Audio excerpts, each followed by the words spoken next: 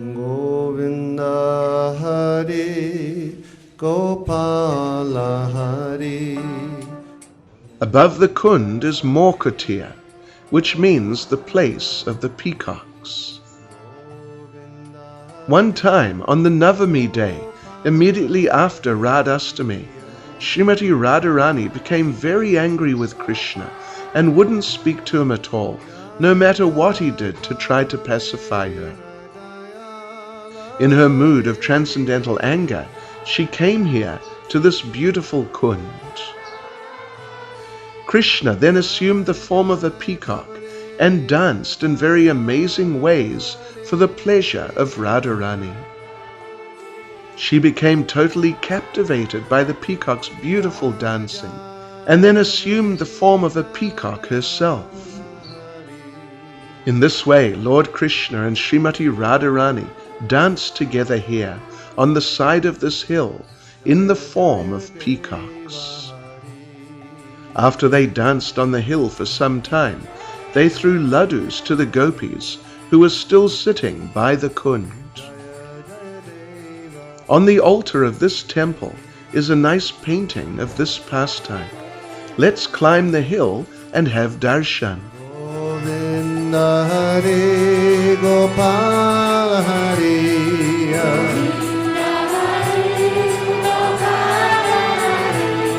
Govinda Hari Gopala Hari. It's very difficult to photograph or video this picture, but this day was the cricket test between Australia and India, and the Babajis here were distracted listening to it on the radio. In this way, we were able to get some footage. Here we see the painting of Radha and Krishna dancing as peacocks. It is said that it was painted by one blind devotee who had darshan of the pastime internally and then was empowered by Srimati Radharani to paint the scene. From the roof we get a nice view of the surrounding Vraj Mandala. Beneath us is Radha Sarovar, where we were a few minutes ago. In front of us we see Dohani Kund, where Vrishabhanu Maharaja's Goshala was. Once Srimati Radharani was milking cows here when Krishna came disguised as a gopi and said, "You don't know how to milk cows properly. Here, let me show you how it's done." Seeing the new gopi's expertise, Radharani asked her, "Please teach me how to milk like that." And she sat down with Krishna. Krishna told her, "All right, you see how I milk, and then do it exactly as I do." Then he revealed his transcendental form to Srimati Radharani, who became completely overwhelmed with ecstasy, being with her Shyam. Once Mother Yashoda came here with Krishna to help Mother Kirtida milk the cows. At that time, Srimati Radharani also came, playing with her girlfriends. Then Mother Yashoda sat Radharani down next to her and decorated her face very beautifully, all the time praying that Srimati Radhika could become the wife of her beloved Krishna.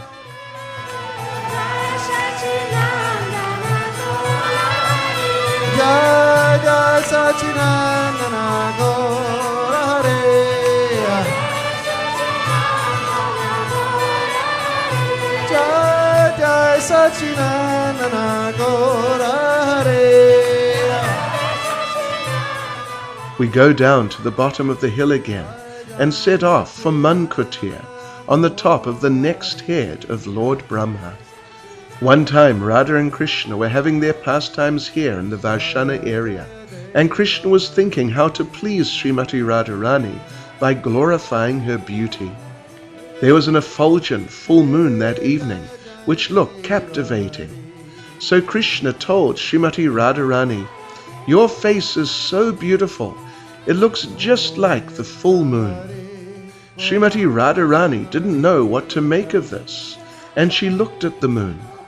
She saw spots on it. This aroused her mood of man, or transcendental anger. He's saying that I have a spotty face. She wouldn't speak to Krishna or have anything to do with him. Whatever he said, she ignored him. And finally, Krishna fell at her lotus feet crying. There is a science of crying. If the tears are cold, the person is happy. And if the tears are hot, the person is unhappy. Srimati Radharani felt that Krishna's tears were hot, but still she said nothing. Finally, as we see in this famous painting, Lalita came between Radha and Krishna and brought them together here at Mor Kutir.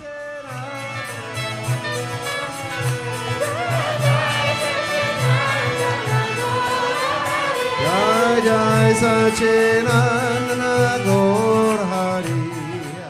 From here we get nice views across to the other hills.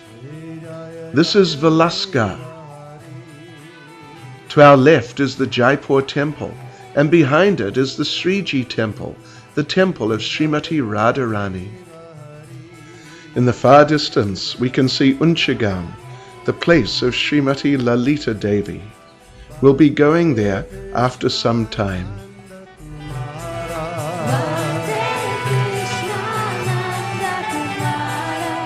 Bande Krishna